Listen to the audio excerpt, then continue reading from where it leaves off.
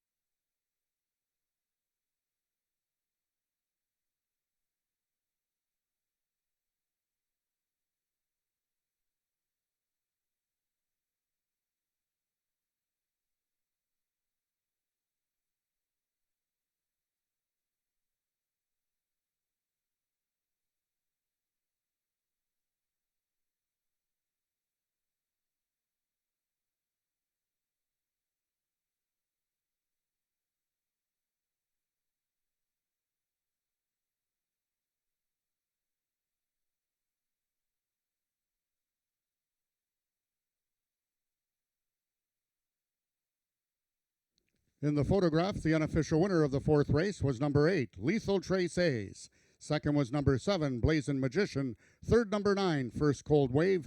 And fourth, number 2, Keeper of the Stars.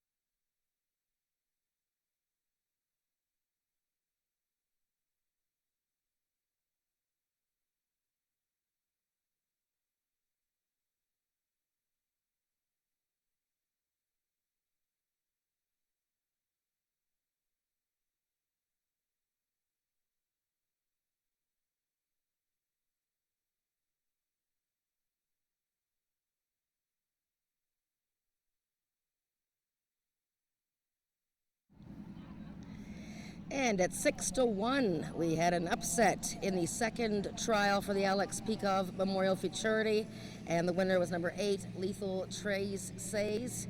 I don't know, I say it French, but I'm sure it isn't because the horse was born in Oklahoma.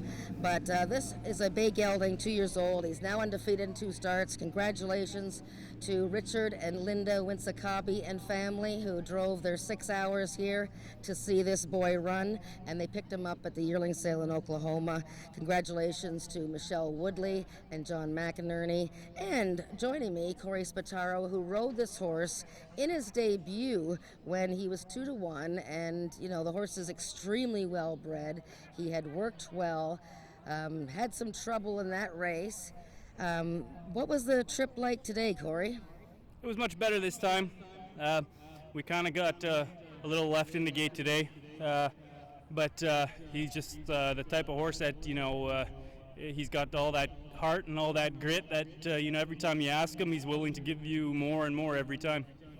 So you weren't surprised. I mean, the first race was a bit of a mess, right? The time that day with the speed index was 63. Today was 88. But you were convinced that he had more gears. Well, I mean, the first race, it's more of an educational thing. You don't really fully really know what you got until maybe the second or third, because it's a bit of a learning experience. And definitely he learned something from his first out, and I think he's going to learn something from the second out. So we have the top 10 times. Both races were running, very close, 89 and 88. You're going to be facing all these same horses. First Cold Wave, he was 1-5, but he was closing on you. It's going to be an interesting trial or final, I think. Yeah, absolutely. It's been a nice year of a lot of competitive horses in every stake. Very good. Congratulations, Corey. Well done. And Lethal Tracy's nice gelding there. He'll be exciting to watch. The final comes up in a couple of weeks. $100,000. We're just going to await the top 10 times, and that'll be out in the media later today.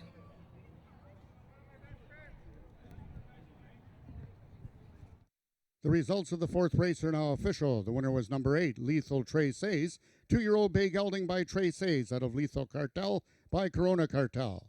Foaled in Oklahoma by Terry and Irene Stennett, Lethal Tracy's is owned by Richard Winsakabi, trained by Michelle Woodley, and ridden to victory by jockey Corey Spataro. Lethal Tracy's winning the distance with a time of 20.306 seconds, carrying a speed index of 88. Rechecking from top to bottom, order of finish in your program should read 648 957 213. Those are the total results of the fourth race. In this upcoming fifth race, we have a vet scratch in the program. Scratch the number 6 horse, Piper's Return. Due to the scratch, there will be no superfecta wagering available. The following overweights: number 2, This Chick Rules, 4 pounds over, is also running off Lasix. Number 3, Miss Orient Express, 2 pounds over, and number 4, Volita, 1 pound over.